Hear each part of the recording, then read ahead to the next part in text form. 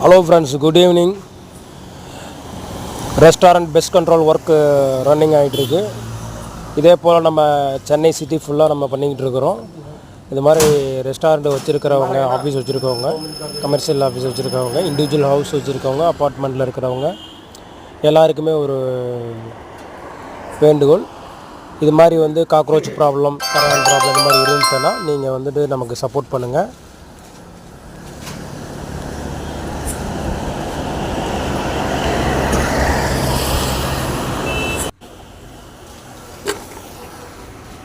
ரெஸ்டாரண்ட்டுக்கு மந்த்லி, அதாவது ஒரு மாதத்துக்கு 2 தடவை நம்ம ஸ்ப்ரே பண்ணுறோம்.